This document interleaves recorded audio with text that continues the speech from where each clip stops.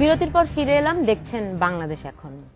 যে গতকাল বিএনপির রুহুল কবির রিজভী অভিযোগ করেছেন দেশে এক ব্যক্তির সালতানাত চলছে। এটা উনি প্রায়ই বলছেন। সালতানা শব্দটা নতুন, কিন্তু এক ব্যক্তির শাসন চলছে এটা তিনি প্রায়ই বলছেন এবং তিনি এটা মূলত প্রধানমন্ত্রীকে উদ্দেশ্য করে এই কথাগুলো বলছেন এবং তিনি বলছেন তিনি যা চান তাই হচ্ছে।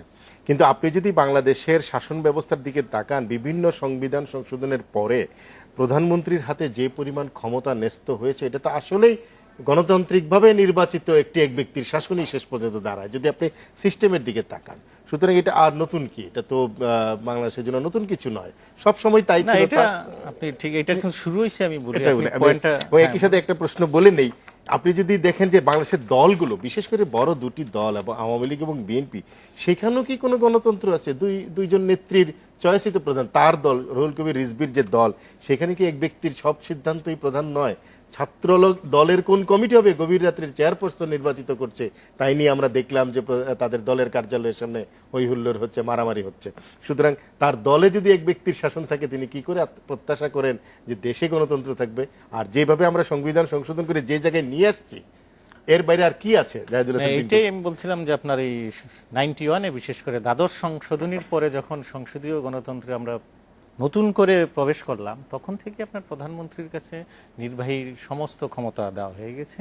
আপনার সেটা আপনার সাংবিধানিকভাবেই আপনার সিইও কিন্তু উনি রাষ্ট্রের। হ্যাঁ, তারপরে আপনি দেখবেন ওই যে দলগুলোতে যেটা বলছেন, দলগুলোতে তো আপনার তবু আপনার এই জায়গায় আওয়ামী লীগ আর বিএনপি দুটা দলই আপনার নেত্রী কেন্দ্রিক দল।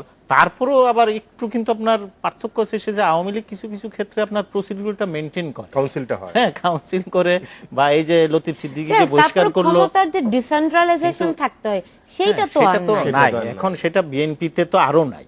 হ্যাঁ, বিএনপি কিন্তু আরো বিএনপির এখন ক্ষমতায়ও নাই, কিন্তু দলের ভিতরে দলের ভিতরে যদি চর্চাটা যদি থাকতো আপনার, সেটা কিছুটা তো আপনার ইমপ্যাক্ট। এবং দুই দল মিলেই কিন্তু দ্বাদশ সংশোধনীটা করেছেন এবং এইটার মাধ্যমে প্রধানমন্ত্রীকে তো একদম ছোটখাটো বিষয় থেকে একদম সর্বোচ্চ বিষয় পর্যন্ত নাম দিয়েছি সুলতানা, আমি পার্সোনালি একটা নাম দিয়েছি যে this is not parliamentary form of government, prime ministerial form of government।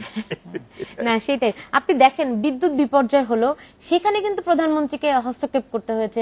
এটা অবশ্য খুবই বড় বিপর্যয় ছিল, ফলে প্রধানমন্ত্রী এখানে চুপ করে থাকতে পারেন না। বড় ধরনের প্রধান নির্বাহী কিন্তু দেখেন সেই তদন্ত কমিটি, ওই বিপর্যয়ের কারণে যে তদন্ত কমিটি হলো, সেই তদন্ত কমিটি 3 দিন সময় দেওয়া হয়েছিল তদন্ত কমিটিকে।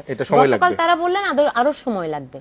বাংলাদেশে কি কোনোদিন কোন তদন্ত কমিটি নির্দিষ্ট সময়ের মধ্যে তদন্ত করতে পেরেছে, রিপোর্ট দিতে পেরেছে? সেটার বিষয় না, আমাদের নজরে নাই আর কি। হ্যাঁ, এটা পাওয়া যায় না, নজির নাই। এটা নিয়ে তদন্ত করা দরকার। সেটা না, আরো কিছু প্রশ্ন এখানে, সেটাও ধুলা জমবে। হ্যাঁ, আচ্ছা, সেটাও ধুলা জমবে। আপনি তদন্ত সময় মতো হয়তো করেন নাই, কিন্তু 5 দিনের জায়গায় 10 দিন করলেন, এটা কোনো বড় ব্যাপার না। 5 দিনের জায়গায় আপনি 10 দিন সময় নেন, 10 দিন সময় নেওয়ার পরও যে তদন্ত রিপোর্টটা বা যে সুপারিশগুলো জমা দেওয়া হয় বা করা হয়, সেই সুপারিশগুলো কিন্তু বাস্তবায়ন করা হয় না। এই প্রশ্ন কিন্তু উঠছে আপনার এই যে 2007-ও কিন্তু গ্রিড ফেল করেছিল, সেই রিপোর্ট কিন্তু আজ পর্যন্ত পাওয়া যায় না। বলছি যে এবং ওটাও কিন্তু অনেক দীর্ঘ এবং অনেক বড়। এখানে কিন্তু আবার 3 একবার হয়েছিল, কোনো কিছু এখানে আবার ঘুরে ফিরে কিন্তু সেই স্পোকসম্যানের বিষয়টা আসবে। যদি সরকারের ওমন স্পোকসম্যান থাকতো, ওই কোশ্চেনগুলি তার কাছে করা যেত, একটা মানে অন্তত সরকারের বক্তব্য জানা যেত। তার মধ্যে প্রধানমন্ত্রী গতকাল বলেছেন যে 2021 সালের মধ্যে দেশে 24,000 মেগাওয়াট বিদ্যুৎ উৎপাদন করা হবে।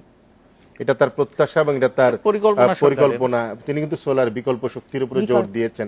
না, একটি কথা বলতেই হবে যে বর্তমান সরকার আসার পরে বিদ্যুৎ উন্নয়নের দিকে যে উৎপাদনের দিকে নজর দেওয়া হয়েছে অনেক, কিন্তু কিভাবে ডিস্ট্রিবিউশন হবে, এক্স্যাক্টলি সেই সামগ্রিকভাবে ডিস্ট্রিবিউশন লাইনগুলো তো অনেক পুরনো হয়ে গেছে, সেই দিকেও এখন এই গ্রিড ফেলিউরটা কিন্তু একটি কথা মনে করিয়ে দেয় যে শুধুমাত্র উৎপাদনই এনাফ নয়, নিঃসন্দেহে আমাদেরকে বিতরণের দিকে নজর দিতে হবে।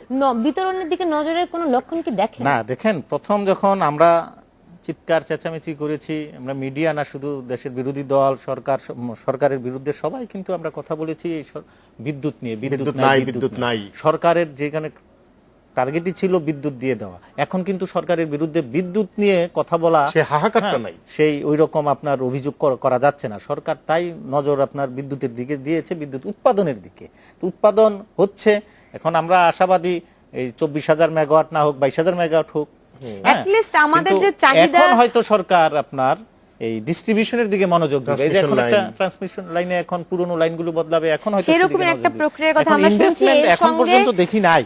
এর কিন্তু সঙ্গে নিশ্চয়ই প্রধানমন্ত্রী এবং বিদ্যুৎ খাতের যে নীতিগত বিষয়গুলি রয়েছে সেদিকেও নিশ্চয়ই তারা পুনর্বিবেচনা করছেন। আপনাদের দুজনকে আজকে আমাদের স্টুডিওতে আসার জন্য অনেক ধন্যবাদ।